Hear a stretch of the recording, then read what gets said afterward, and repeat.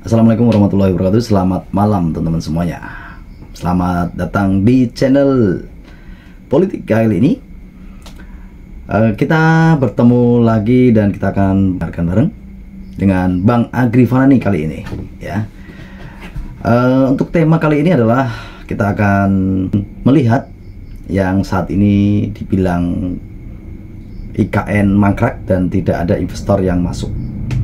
Kita akan buka videonya dan kita akan melihat bareng-bareng ya apa yang dibicarakan orang-orang yang tidak suka dengan Jokowi ini, dan kita akan lihat langsung prestasi Jokowi yang sudah dilakukan saat ini. Selamat menyaksikan. Ya, apa kabarnya profesor yang mempunyai otak mangkrak? Oke. Mudah-mudahan baik-baik saja Bang untuk mereka.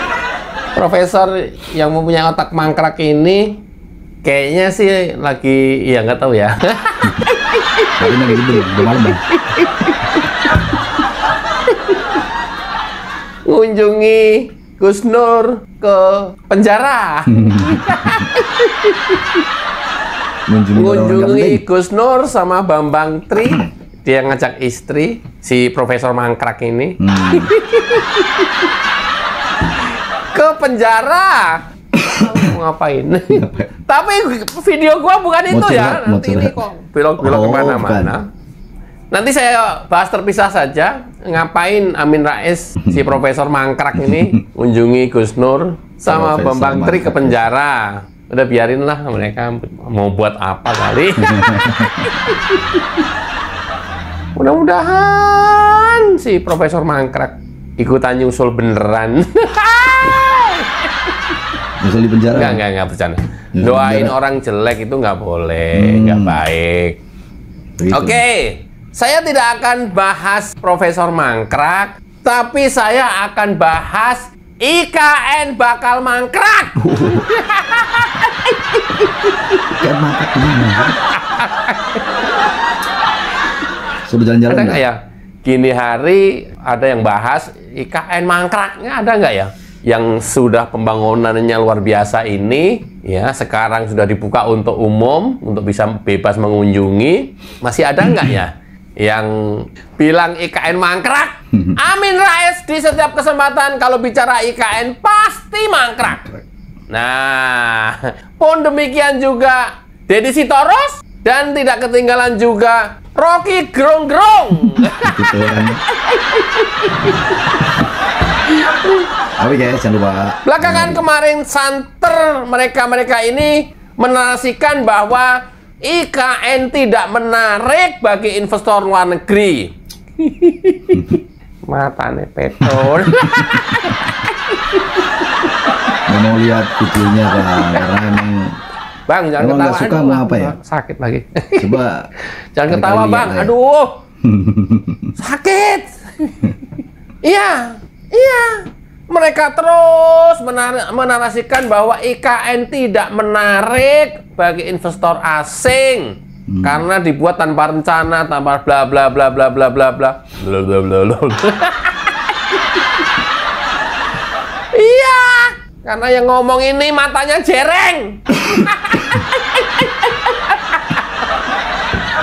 Melek tapi nggak bisa lihat. Sekarang hari ini Presiden Joko Widodo groundbreaking untuk 3 investor asing dari Australia, dari Rusia, dan dari China. Sekarang Profesor mangkrak mau ngomong apa kalau udah begini? Profesor otaknya mangkrak. Pembahasan Bang. Oh, diar ya. Oh, diar. Oke, seperti apa ketiga investor tersebut sekarang sudah masuk ke IKN? Cekidot. Presiden Joko Widodo melakukan groundbreaking tahap 8 di Ibu Kota Nusantara IKN Kalimantan Timur pada hari Rabu 25 September 2024. Hal ini menarik dari groundbreaking kali ini adalah adanya investor asing yang turut menanamkan modalnya di IKN pertama kali. Presiden melakukan peletakan batu pertama proyek 2 perusahaan bermitra dengan internasional terdiri dari Australia Independent School Nusantara yang akan membangun sekolah internasional dari jenjang PAUD hingga SMA. Dan dari negara Rusia melalui Magnum Resort Nusantara yang akan membangun kawasan hunian dan komersial. Kemudian ada dari Tiongkok melalui Delonix Nusantara yang akan membangun hotel, apartemen, kantor, dan pusat perbelanjaan. Adanya investor asing ini menunjukkan ketertarikan yang sama kuatnya dengan investor dari dalam negeri terhadap potensi Nusantara. Namun demikian, otorita IKN tetap mengedepankan kehadiran merek lokal yang menjadi kebanggaan nasional. Dari 8 groundbreaking selama setahun terhitung sejak September 2023 hingga September 2024 menunjukkan bahwa investasi di IKN benar-benar berjalan, bahkan sudah ada yang beroperasi dan diresmikan. Suasana antusias dan atmosfer yang positif menyelimuti persiapan groundbreaking di mana masyarakat umum yang mengunjungi Nusantara turut memberikan persepsi positif tentang pembangunan yang sedang berjalan. Presiden Joko Widodo terus menunjukkan perhatian besar terhadap pembangunan IKN. Dukungan kuat dari pemerintah juga akan berlanjut di bawah kepemimpinan Presiden Prabowo Subianto yang dalam rapat Kabinet Agustus lalu di Nusantara menegaskan komitmennya untuk menyelesaikan pembangunan di ibu kota Nusantara dengan sebaik-baiknya. Groundbreaking investor asing ini menjadi bukti bahwa Nusantara terus berkembang sebagai kota masa depan cerdas hijau dan berkelanjutan, sekaligus menandai langkah penting menuju transformasi Indonesia di kancah internasional. Ya. Semangat Pak. Pak, ada groundbreaking 5 groundbreaking tadi. Ya, ini yang paling penting,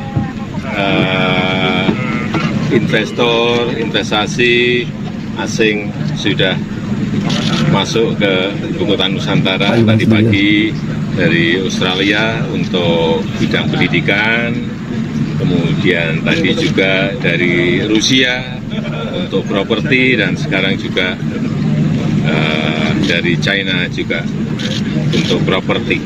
Ini menunjukkan kepercayaan dari investasi baik lokal, domestik maupun internasional bahwa Nusantara memang tempat yang sangat menarik bagi investasi. Tapi urusan untuk yang fasilitas kepemerintahan memang semua dihandle oleh pemerintah. Pak, berarti ini investasi asing perdana ya Pak, yang groundbreaking? Ya, hari ini ya. Ya. Kedepannya ada lagi nggak Pak? Kedepannya untuk yang asing sendiri ada? Ini yang sudah tanda tangan LOI kan sudah banyak, kan diseleksi, kan di screening, tidak semua masuk langsung iya, ini masuk iya, ini masuk iya kan. Disesuaikan dengan kebutuhan-kebutuhan yang ada di IKN agar terbangun sebuah ekosistem yang baik sehingga Nusantara menjadi lokasi yang menarik. Total investasi dari swasta berapa Pak hingga groundbreaking ke-8 ini? Nanti tanyakan ke Pak Raja Juli, komplit semuanya. Pak, ini groundbreaking terakhir sebelum 20 Oktober Pak? Apa ya? Ya belum tentu, nanti jangan-jangan seminggu nanti tanya yang pengen. Siap. Terima kasih teman-teman. Groundbreaking lagi. Pak Jokowi pilkada sekarang udah masuk. Ya, makin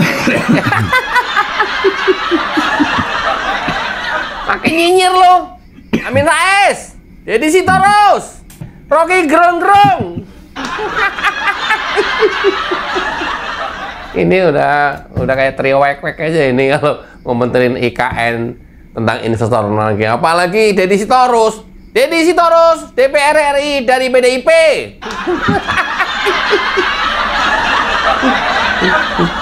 Yang terus nyinyir masalah IKN, utamanya investor asing, tidak ada yang mau masuk ke IKN. Iya. Nanti jangan sampai ada yang komentar bahwa rakyat penduduk Indonesia tanggal 27 November sudah tidak ada lagi yang mau milih calon pilkada yang diusung oleh PDIP.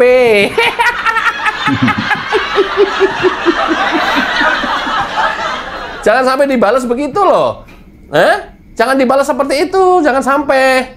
Nggak apa-apa, Deddy Sitorus dari PDIP nggak dukung IKN, nyinyirin terus IKN, ya, nyerang terus Jokowi, nggak apa-apa. Nggak apa-apa, ya, nggak apa-apa, nggak apa-apa. Serius nggak apa-apa.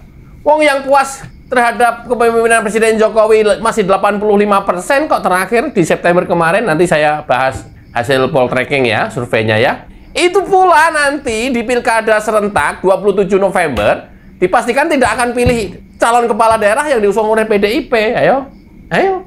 Ini namanya take and give.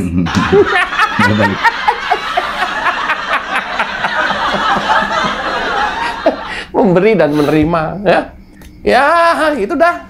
Lu benci IKN, lu serang terus Jokowi, nggak apa-apa. Ya, kita mah slow-slow aja, men. Cukup datang ke TPS dan kita tidak milih calon kepala daerah yang diusung oleh PDIP. Ya, termasuk Banten. Even itu koalisi atau berpasangan dengan Golkar, tetap kita nggak milih. Ayo. Ayo. Ayo. Ayo, ayo, ayo, ayo. Jawa Tengah, gampang. Ya, Andika. Kita nggak akan pilih itu. Kebetulan saudara saya banyak Jawa Tengah, udah bilang enggak, kita enggak. Pokoknya yang dari PDIP enggak lah. Jawa Timur, Tri Risma hari ini enggak juga, Bang. Cocok. Nah, berarti masih terkonsolidasi dengan baik ini, ya. Nah, caranya begitu aja, simple as easy, ya. Nggak usah repot-repot, nggak usah ngotot-ngotot, ya. Nggak apa-apa, balas aja begitu. Take and give. Oke ya, itulah kemajuan yang luar biasa IKN jelang berakhirnya masa jabatan Presiden Joko Widodo di tanggal 20 Oktober besok. Dan kemudian berganti ke Prabowo. Mudah-mudahan akan terus berlanjut dan makin dahsyat lagi. Dan jangan lupa tanggal 27 November kita beramai-ramai datang ke TPS dan tidak memilih calon kepala daerah yang diusung oleh PDIP serentak seluruh Indonesia. Mudah-mudahan bermanfaat. Wassalamualaikum warahmatullahi wabarakatuh. Cayo. Oke, teman-teman, terima kasih Bang Agri Fanani yang sudah menghibur dan membuat kita tertawa juga.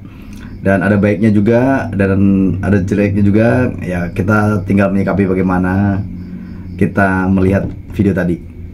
Mudah-mudahan Bang Agri Fanani tetap sehat dan bisa berkarir terus. Sukses selalu buat Bang Agri dan keluarga. Sekali lagi terima kasih buat teman-teman semuanya. Assalamualaikum warahmatullahi wabarakatuh.